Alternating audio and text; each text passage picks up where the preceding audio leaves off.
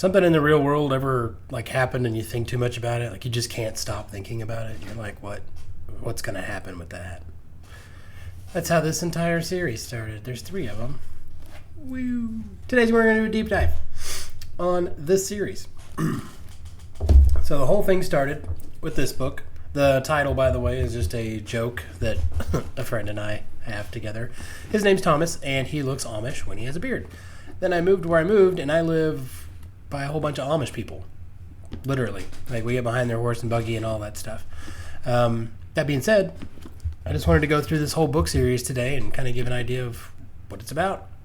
So I have a long drive to work, and I was one day thinking to myself, what if the Amish are just waiting for the world to end so they can rebuild it? Like, why else would they be doing the lifestyle they're doing? They know we're going to screw it up. History teaches us that, right? It's just a matter of time. So when they do, though, if you think about like where people are today as a whole, how many of you know how to farm or build things like a house yourself?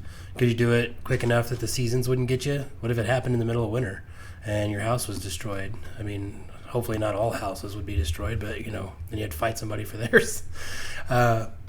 So, yeah. And then, I started writing this book, Thomish, and then just your mind goes crazy. And then I got to thinking about all this stuff with Elon Musk and the Neuralink and how, like, people are starting to move their fingers and they taught a chimpanzee how to play a video game with its brain. That's a real thing, by the way. And then how the uncanny valley is a thing, and that, like, certain industries are trying to make realistic robots so that people will buy them instead of getting married. Creepy. Anyway, so it just kept happening, and all these things snowballed in my head, and it all ended up in this book, right? So Thomish, it's called the Amish Apocalypse. But essentially, a man is with his daughter. He drives the Amish, which is a very real thing, by the way. Even though they won't own a vehicle or drive it themselves, they will ride in them. My father-in-law did that for a while.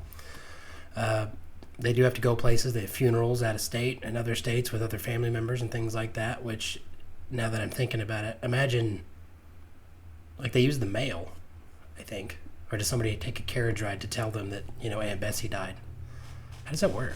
I'm going to have to look into that. Anyway, so I started writing this book. The world ends. Everything is on fire briefly, and then they go underground. And the Amish are actually super technological beings, and they're run by an avatar AI named Yah.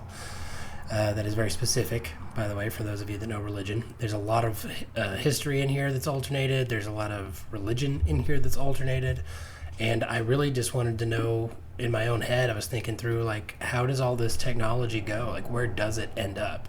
Is that what happens? Do we have Skynet? And if so, does Skynet, is it like Terminator where it's just like trying to destroy everything? Or is it, once everything's destroyed, are they just trying to rebuild it back better? I don't know. And so that's what I did. I wrote this whole book, and it also has to do with this crazy thing that happened once where I kind of conceptualized an entire new government. And yeah, it's a really wild thing to consider where we're going with technology at some point, probably in the near future. I would assume in all of our lifetimes that are able to watch this right now, we're probably going to see a living humanoid robot that looks and feels and acts real. And it's going to be kind of like that meme I saw recently where, the guy, what it's like talking to ChatGPT, and it's the clip from Family Guy where it's just like a yes man over and over and over again. It's coming, man. It's here. Most of it's already here. That Neuralink, you can put mechanical things on people and they can control it with their brain. I saw there's a woman, a young girl. Well, I don't know if she's a girl. She might be like a young adult, but she has 2 prosthetic arms, and her dad removes the hand, puts it on the table, and she can still move it on the table. Yeah. So if a human can do that, for sure, a robot can.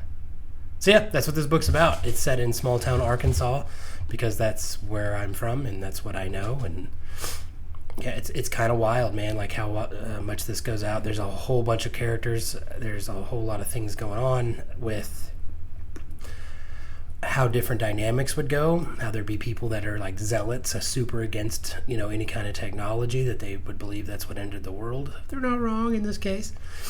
There's also people that are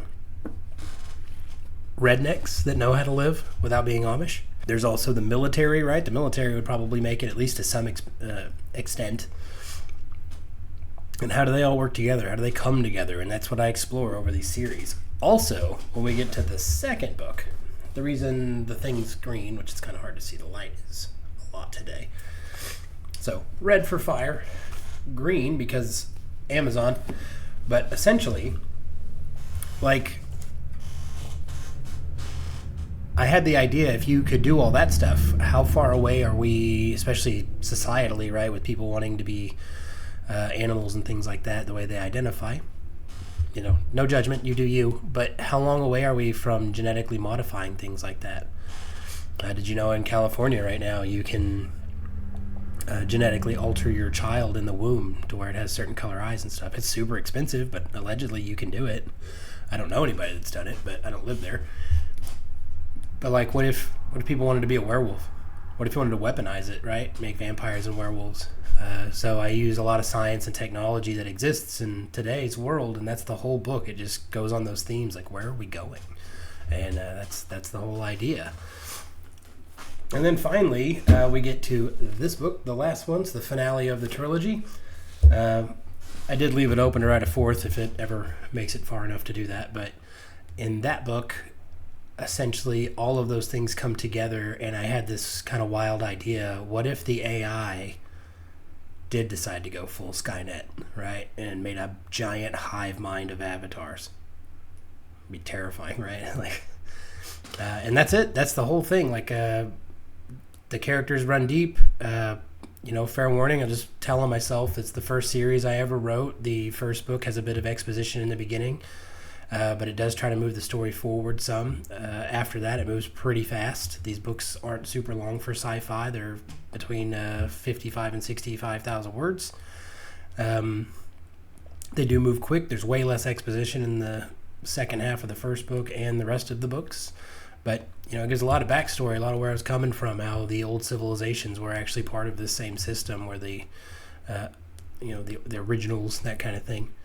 Anyway, just thought I'd do a fun video on this. Had a few people ask me for that, and I just thought it'd be kind of a fun idea to see, or to tell everybody where this came from. So I hope you enjoy. If you get to it, I'll leave the links in the description. I do no longer have them on Amazon, but they are on Draft to Digital, so I will leave the links. And yeah, nothing else. If you're interested, I also leave the newsletter down there. So yeah, see ya. Toodles.